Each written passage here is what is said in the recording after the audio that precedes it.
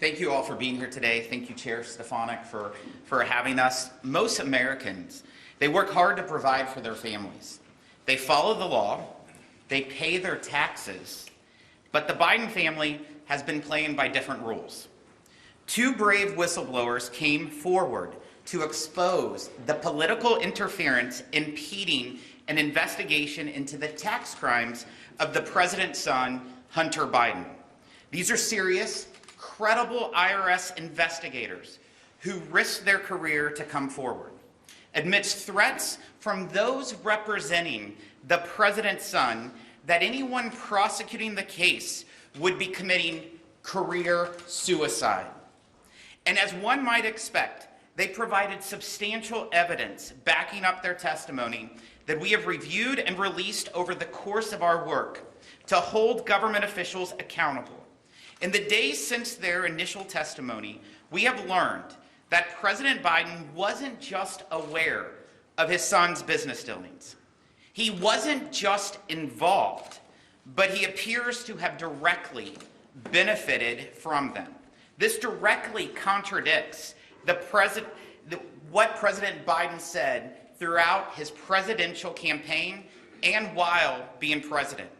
We have learned about what can be described as the International Bank of Joe Biden, a lending scheme that saw special loans to Biden family members repaid with funds from Chinese executives. We have learned about a Hollywood attorney acting as a special benefactor by paying off at least $2 million of Hunter's tax debts in order to keep it out of the press at the beginning of the 2020 campaign. When confronted with this potential campaign finance violation, an assistant U.S. attorney refused to investigate because, quote, she was not personally interested in pursuing it. We have learned that DOJ officials went out of their way to remove the mention of political figure one, aka Joe Biden, from search warrants.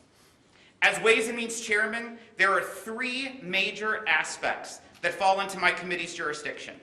First, we need to get to the bottom of what exactly happened at the Department of Justice and the IRS to impede the Hunter Biden investigation.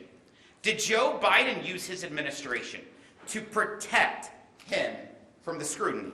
Second, the Biden family appears to have used numerous accounts, transactions, and loans to mask the flow of money.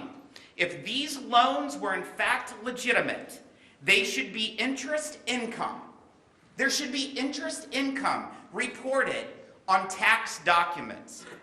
Was such reported? Third, how did Hunter and his associates move money through the many shell companies that have been identified? Is there tax information that would help explain the complex web the Bidens created? Over the next week, the Ways and Means Committee will take further action to pursue the truth and follow the facts wherever they lead. We will be holding a hearing with the IRS whistleblowers to discuss the investigation as well as releasing additional material that they have provided. The American people expect no less. I am pleased to recognize the great majority whip from the state of Minnesota, Mr. Tom Emmer.